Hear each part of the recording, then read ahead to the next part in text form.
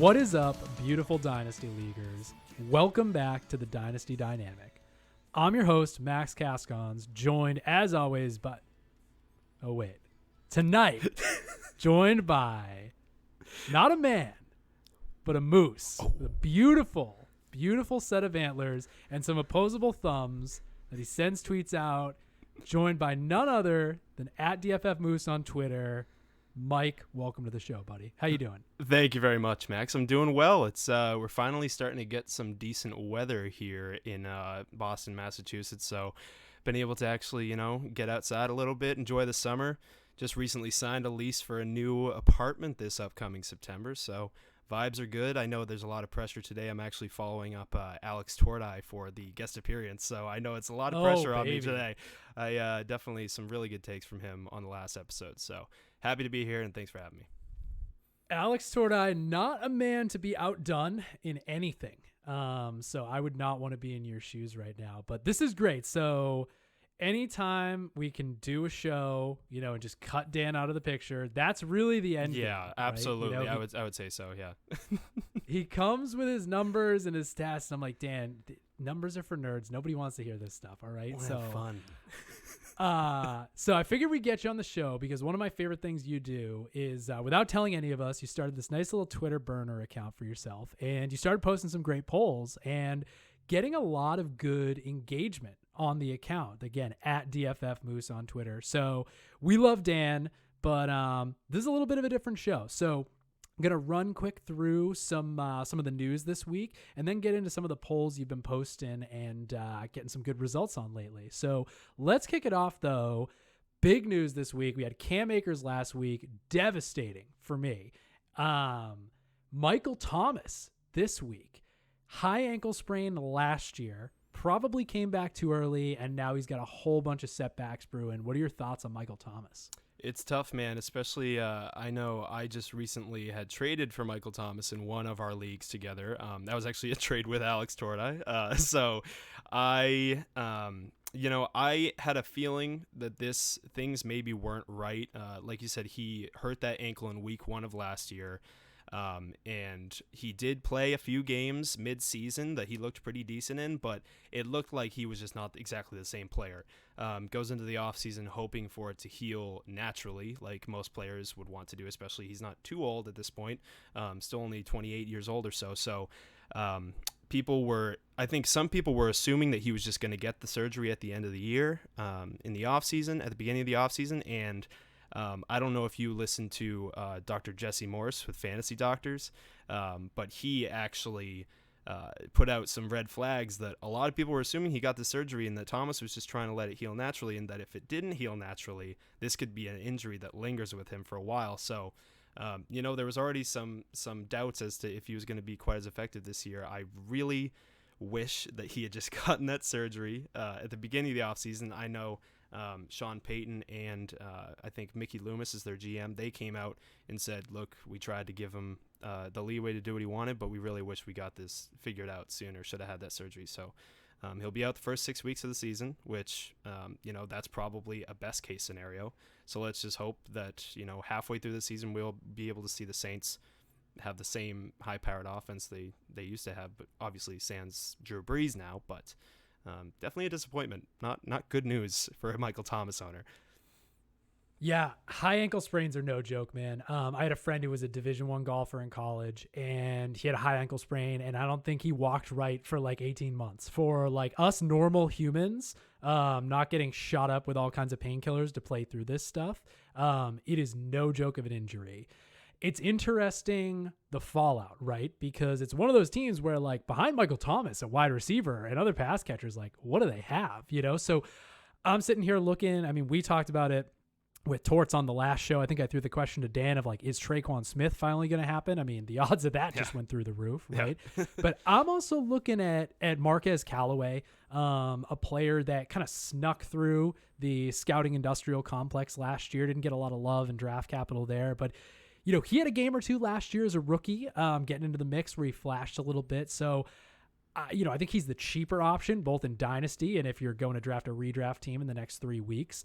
But I know a player that we both love and we're already thinking might be poised for a breakout this year infinitely more possible now. That's Adam Troutman. Is that somebody that you're still gunning after in dynasty leagues? 100%. And I think, it's a guy that I was trying to acquire in some other leagues. I have him in one of the leagues that we're in together. And definitely the price has started to slowly creep up ever since that Michael Thomas injury. I think people are realizing Troutman was one of those guys that you get as a rookie and stash them because you know that no one else is really going to be looking out for them. But year 2, that's when their stock just slowly starts to creep up. So I'm definitely excited about him.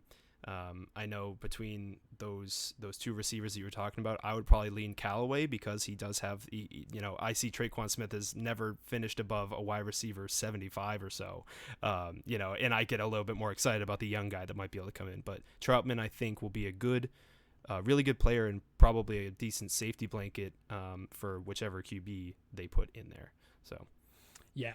Traquan's kind of got the weight of the world on his shoulders, right? You really want to see. He's had some big boom weeks, but like you said, could never really finish a season with anything, notable for people starting him on fantasy.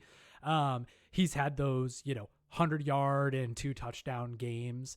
But I think this is also really interesting for obviously someone who's coveted in dynasty circles. I mean, this could easily be 100, 110, 120 plus target season for Alvin Kamara, right? He might be the most talented pass catcher on the team right now. Oh God, yeah. I think we were joking around before. I said he'll probably line up literally outside, like sometimes being the guy that with the best hands and the best footwork on that team. They're gonna find ways to use him more than ever before. I know some people were worried about the change from Drew Brees, but the Michael Thomas injury, obviously, we need to remember too that Emmanuel Sanders isn't on this team anymore either. So, I think Alvin Kamara is en route to a top 5 finish again this year. So, yeah, absolutely.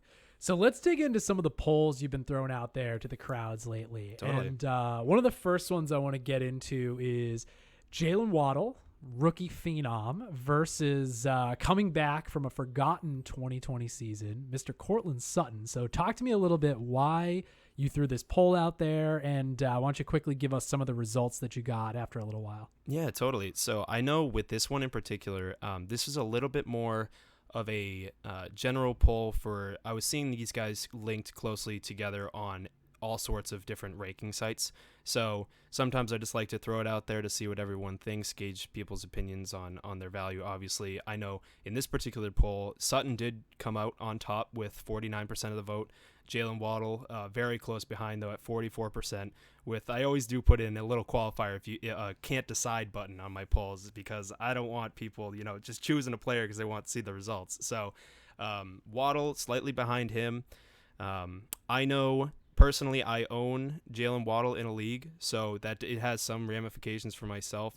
I see him as a player that can maybe not explode year 1, but with him being reunited with Tua, that's huge for me. I know that his yards after the catch capability is just off the charts. So with him, Tua likes to throw the short ball every now and then. So I think those two could click very well together. I don't know how you feel about Sutton. I know that you own him in one of our leagues. So how do you value him in comparison to Waddle? Yeah, I mean, in Dynasty, I was actually very surprised when you said that these guys were close in rankings, because I don't think it would be too close for me. I definitely want Sutton. Mm-hmm. He is that alpha, true, prototypical number 1 wide receiver that teams really covet in the NFL. And it's probably the 3rd show in a row I've said this. People's memories are short, right? 2019, playing with Joe Flacco, Brandon Allen, and the rookie version of the gunslinger Drew Lock. He went for 72 receptions, 1,100 yards, and 6 touchdowns. I mean, that is a great fantasy season for anybody. And for a guy who's pretty much 25 right now, maybe on the later side of 25, he's the guy I want. I think that offense is ascending. I think he's going to continue to get better. The injury happened early enough last year where he basically missed the entire season, so had the full year to kind of recover. I definitely want Sutton, but I do see your love for Jalen Waddle, right? This is a guy that in only conference play in the COVID season, right? All SEC competition, only got to really play 4 games, goes 8, 134, and 2 touchdowns to open the season, follows it up with 5, 142 and 1, 6 catches for a $120, no touchdowns in game 3, and 6 for 161 and 1. Monster. So the deep threat ability of this guy, fantastic returner too. This is a guy that averaged close to 20 yards per punt return in college. That's not kick return. That's punt return numbers. Absolutely massive upside. It's just when you stack a speedster up against a guy that really has a complete skill set, can do it all, play that true number 1 wide receiver role, and has shown, 1,000-yard season on his resume already, that's the guy I'm going to want. There's no doubt, man. It's when you watch film of Sutton, he's like 6'4" or something, I think, and he just goes up and gets the ball every damn time. So his film is extremely impressive, as is Jalen Waddle's film. Is just ridiculous watching, especially last year too, just seeing Mac Jones just drop it right in his lap for a 80-yard touchdown. It's just, I think both of these guys have, if I'm comparing the two, I would say that Waddle has that big playability that you're going to look down at your phone on Sundays and see 85-yard touchdown to Jalen Waddle, from the 15-yard line. But that will come with time, and a lot can go wrong with these speedsters. But to me, Waddle is a little bit more than just a speedster. The way that he just shifts around after the catch and is able to evade defenders is just super impressive to me, and I think that it could lead to a very valuable, at least wide receiver, mid wide receiver 2 numbers, as could Sutton. So I think there's a reason that these guys came in a close, tight race on the poll. So yeah, I kind of sunk my own battleship giving you that punt return stat. That's right. He's definitely elusive in space. But let's talk about another pair of players that are both very elusive in space. So this one even probably higher up on most dynasty boards. You threw one out there, DeAndre Swift versus Antonio Gibson, former Memphis H-back. Talk to me about why you put this one out there and the results that came from it. That's right. So basically, this one, I was thinking a little bit of my brother, Dan. If for those that don't know, my older brother is Dan, the co-host of this show. So he is a DeAndre Swift fanboy, and I have taken a huge liking to Antonio Gibson over the past year, obviously, as most people should. So this poll, it ended up with 51% of people voting for Gibson and 45% of people voting for Swift, which actually did surprise me because, especially if you look a few months ago, Swift is easily the better option out of these two, especially in the dynasty community. If you're making trades and you're drafting people, you have to understand the value that other people, your league mates, put into those players. So personally, I feel like Gibson is someone that should, or at least could, be ranked above Swift, even though both of them are such similar players. Gibson's a little bit bigger. It strikes me as a little bit more explosive. But Gibson had the turf toe issue lingering late in the season, but DeAndre Swift was out with concussion. What else was it? Were there other injuries that he had? Or was it just the concussion? Oh yeah, he missed a few games last year. Absolutely. Yeah. So but neither of these guys' seasons came easy, especially for Swift. So you could argue that there was some left to be. Some underachieving due to those injuries, so he could absolutely explode this year. So do you have a favorite of these two? Do you agree with the wisdom of the crowds here? I would personally agree with the wisdom of the crowds here. I just think, as I mentioned, he has I really like how the Washington football team offense is shaping up as a whole. I think that Logan Thomas is legit. I think he's a late bloomer. I think that Ryan Fitzpatrick is a solid fit for that offense and what they're trying to do. They added Diami Brown, Curtis Samuel to go along with Terry. And I think from everything that they've been saying out of camp, especially Ron Rivera raves about Gibson, as would any head coach. But he has made it a point that they want to get him more targets this season, which is especially important as I own him in a PPR league too. So, I just think that he has the ability to shock people with how his eye for the end zone as well, and just his pure just top end speed and strength. So I like Gibson more. He's a phenomenal athlete. Absolutely a size speed freak.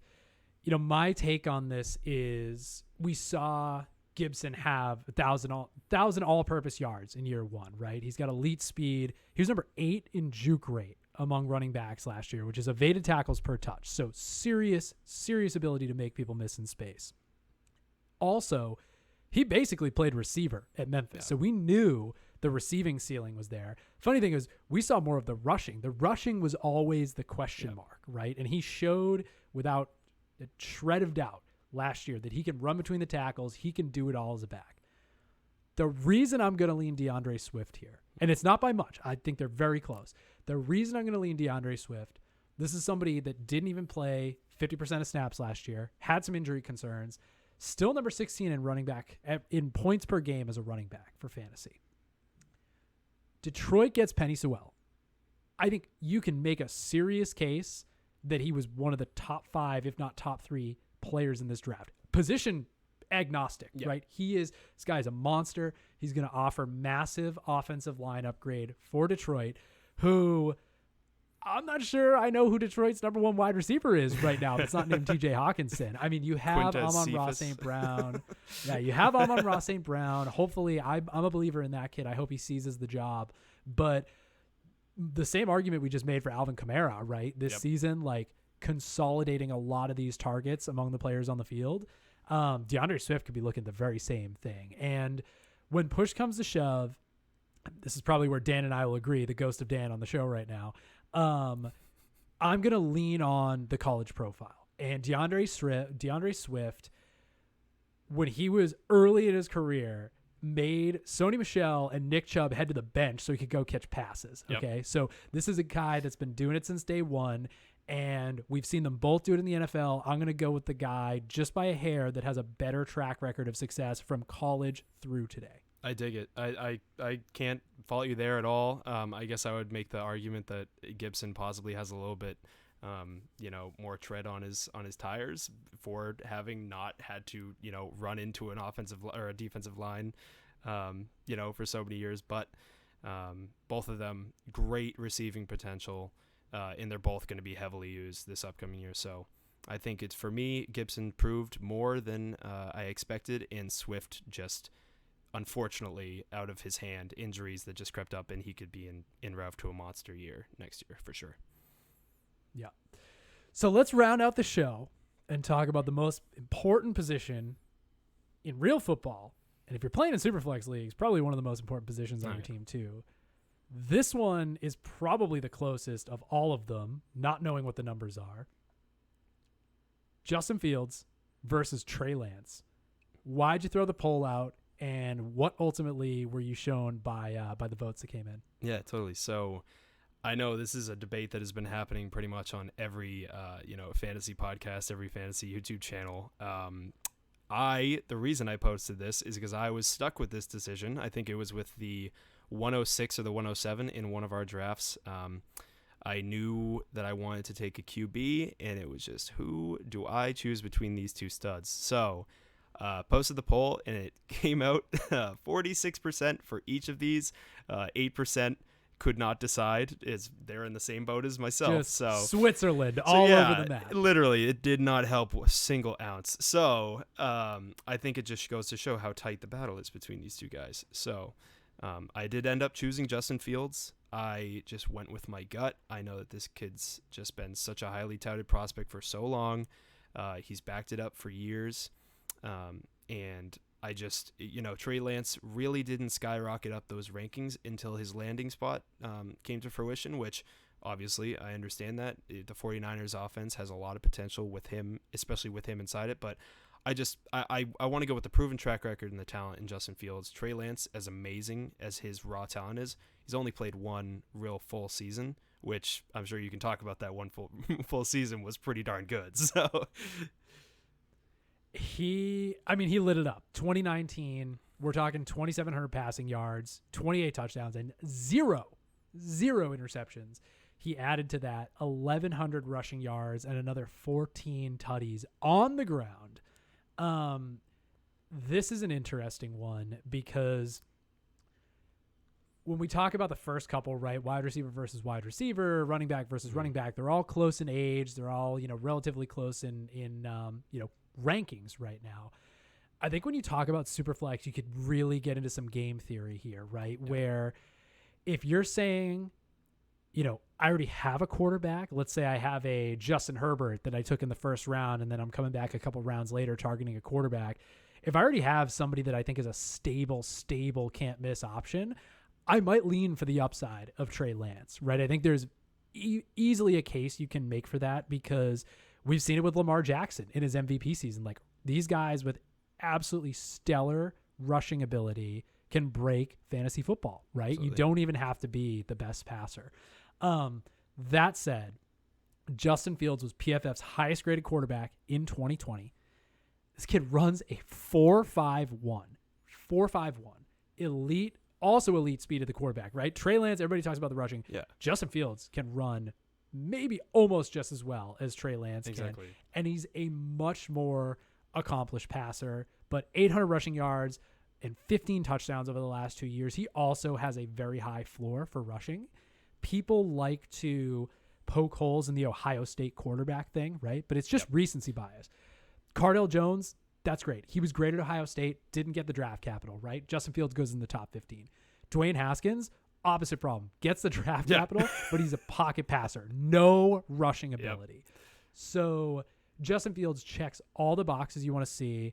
I was dragging the NFL scouting group on Twitter leading up to the draft because it kept just talking about him falling. This is somebody with like a 97th percentile touchdown to interception ratio for his career. Yeah. He checks all the boxes I want to see. I like both these prospects, but I think if I'm taking my first stab at quarterback in a Superflex league, it's Justin Fields. I don't know if the weapons conversation changes anything for you, like landing, like talk to me about Shanahan I'm not a huge coordinator and offensive guy as much as I am the weapons that surround a quarterback. What do you think about that? I was just going to bring something up along those lines. So first, I guess I would start with just the draft capital aspect of people really leaning on the fact with Lance that, oh, it's Kyle Shanahan. Kyle Shanahan moved up to get him at number 3. They traded up to get him. So didn't the Bears, to get Justin Fields at number 10.